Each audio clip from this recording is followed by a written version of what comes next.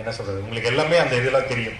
இன்றைக்கி நம்ம செலவு பண்ணுற ஒவ்வொரு நேரமும் நாளைக்கு நான் ரொம்ப நல்லா இருக்கலாம். 10 வருஷத்துக்கு முன்னாடி இதே மாதிரி தான், எதை பற்றியும் கவலைப்படாமல் படிப்பு மட்டுமே முக்கியம்னு சொல்லி ரொம்ப கஷ்டப்படித்தோம். இன்றைக்கி ஒரு நாள் லீவு, என் குடும்பத்தோடு நான் பழனிக்கு என் இஷ்டம் போல், நான் சொல்கிறது புரியுதுங்களா, நமக்கான நேரமாக நமக்கான எல்லா விஷயத்தையும் நம்ம மாற்றிக்கிறோம். நான் இதே ஊரில் ஒரு வருஷம் பழனி டிஎஸ்பி வேலை பார்த்தேன். கண்டிப்பாக சில பேர் பார்த்துருக்கலாம். ஏதோ ஒரு விஷயத்தை நாங்கள் பண்ணிட்டு போய் இந்த ஊருக்கு திரும்ப வரும்போது தோணுது. அதனால் நான் உங்ககிட்ட திரும்ப கேட்கும்போது, அடுத்த வாட்டி நீங்களும் இந்த மாதிரி வரும்போது இந்த ஊர் வந்து உங்களை வெல்கம் பண்ணணும்.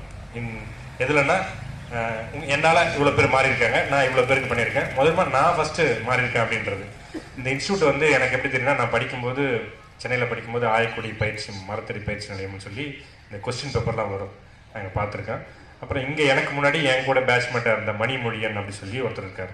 அவர் இப்போ ஏபிஜே அப்துல் கலாம்னு சொல்லி ஒரு ஆன்லைனில் ஃப்ரீ கோச்சிங் கிளாஸ் நடத்துகிறாரு.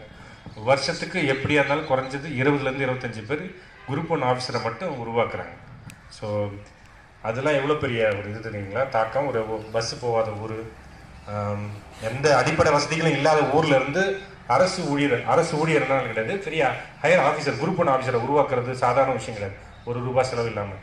இதுக்கெல்லாம் காரணம் என்னன்னு கேட்டால், இப்போ நான்லாம் சொல்கிறேன், வருஷத்துக்கு 20 பேரை வந்து ஒரு கிராமப்புறங்கள்லேருந்து மக்களை உருவாக்கி கொண்டுட்டு வராங்கன்னா, அது வந்து உருவாக்குறவங்கள விட உருவாகணும்னு நினைக்கிற உங்களை மாதிரி எண்ணம் கொண்டவங்களால் மட்டும்தான் அது முடியும். நான் சொல்கிறேன், நான் ரொம்ப டேம் ஷூராக சொல்கிறேன், இங்கே இருக்கிற அத்தனை பேரும் ஒரு குறிக்கோளோட, ஒரு மிகப்பெரிய ஒரு திட்டத்தோட, ஒரு நோக்கத்தோடு நீங்கள் படித்து பாருங்கள். கண்டிப்பாக 2026 நீங்கள் வந்து இதை விட ஒரு பிரகாசமான ஒரு வாழ்க்கையை நீங்கள் இருப்பீங்க. அது வந்து ஒரு சாட்டிஸ்ஃபேக்ஷன் எப்போ வரும்னா, நம்ம அடுத்தவங்களுக்கு பண்ணும்போது தான் நம்மளுக்கு கிடைக்கும். ஸோ அது நீங்கள் பண்ணுவீங்கன்னு நான் நம்புகிறேன். அதுக்கு சில விஷயங்கள் தடையாக இருக்கும், தூக்கம் தடையாக இருக்கும், மற்றவங்க ரொம்ப என்டர்டெயின்மெண்ட் ஜாலியாக இருப்பாங்க. அதில் சாரோட ஸ்டேட்டஸ்லாம் பார்த்தீங்கன்னா போதும், 4:30 மணி ஆயிடுச்சு, எழுந்துருங்க. ரொம்ப, அதாவது எப்படி சொல்கிறதுன்னா, ரொம்ப ஒரு உரிமையாக நம்மளை தட்டி எழுப்பி வா அப்படின்னு சொல்லி கூப்பிடுவாங்க. அப்புறம் தான் பழக்கம். நானே கிளம்பி இங்கே வந்தேன். நான் டிஎஸ்பி ஜாயின் பண்ணதுக்கப்புறம் இவரை பார்க்கணும், ஏன்னா இவருடைய எண்ணங்கள் அவ்வளோ ஒரு நல்லபடியாக இருந்துச்சு. எத்தனையோ பேர் படித்து பாஸ் பண்ணிட்டு வேலை போயிருப்பாங்க. இப்போ நம்மளுக்கு திடீர்னு ஒரு ஃபோன் வரும், சார் எங்கே இருக்கீங்க, இந்த மாதிரி இருக்கீங்களா, நான் பழனிலேருந்து பேசுகிறேன், நீங்கள் ஆயக்குடிக்கு வந்துருந்தீங்க அப்படி சொல்லி நம்மக்கிட்ட சொல்லுவாங்க.